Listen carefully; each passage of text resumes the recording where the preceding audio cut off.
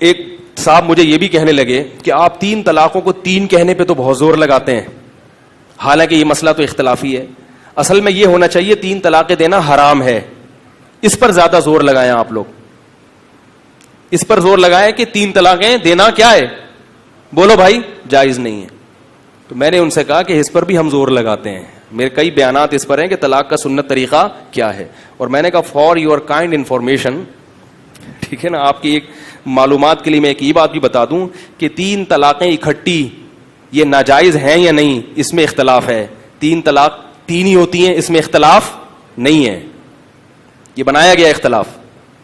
دوسری بات یہ کہ 3 طلاقوں کو 3 طلاقیں دے دینا یہ بھی گناہ ہے، مگر یہ کم درجے کا گناہ ہے. 3 طلاقوں کے بعد بیوی کو رکھ لینا یہ اس سے بڑے درجے کا گناہ ہے، یہ زنا کا گناہ ہے. اور ایک اور بات، بعض لوگ کہتے ہیں یہ اب تو حلالے کا دروازہ کھول رہے ہیں، حلالہ تو بغیرتی ہے، حلالہ تو یہ ہے، حلالہ ملالہ کی بات نہیں کر رہا، حلالہ کی بات کر رہا ہوں. حلالے پر میرا ایک کلپ ہے یوٹیوب پہ، جائز حلالہ اور حرام حلالہ کیا ہوتا ہے. اس پر ایک صاحب کے کمنٹس آئے ہوئے تھے کہ حلالہ حلالہ ہی ہوتا ہے، جائز ناجائز کچھ نہیں ہوتا، بغیرتی ہی ہوتی ہے. اب یہ ہے محقق، اگر حلالہ ہر قسم کا حلالہ بغیرتی ہے تو قرآن نے حلالے کا تذکرہ کیوں کیا ہے بھائی؟ معاذ اللہ قرآن بے شرمی اور بغیرتی کی تعلیم دے گا؟ عجیب قسم کے لوگ ہیں. لیکن مجھے ان کی جہالت پر خدا کی قسم اعتراض نہیں ہوتا، جاہل لوگ ہر دور میں موجود رہے، مجھے اعتراض اس پر ہوتا ہے کہ یہ جاہل ہو کے اپنے آپ کو سمجھتے کیا ہیں، محقق. نہیں یاری بات میرے خیال ہے. میرا ایک دفعہ جماعت المسلمین والوں سے مناظرہ ہوا، میں نے کچھ سوالات کیے، وہ پھنس گئے، حالانکہ میں بالکل بچہ تھا اس وقت. وہ ادھر ادھر نہ بغلیں جھانک رہے ہیں ادھر ادھر، جو وہ پھنس گئے. تو میرے ساتھ اور بھی لڑکے بیٹھے ہوئے تھے کچھ، تو میں نے وہ پھر جب پھنسے نا تو پروفیسر تھے ایک یونیورسٹی کے، وہ اتنی بڑی داڑھی ماشاءاللہ، مجھے کہنے لگے کہ ہم مقلد نہیں ہیں محقق ہیں. تو ہمارے ایک ساتھی کو ہنسی آ گئی. میں نے ان کو بڑی میں نے کہ یہ 4 باتوں کا جواب نہیں دے پا رہے اور کیا کہہ رہے ہیں، محقق ہیں ہم، مقلد نہیں. مولانا قاسم نانوتوی رحمہ اللہ کا کسی شخص سے مناظرہ ہوا امام کے پیچھے فاتحہ نہ پڑھنے پر.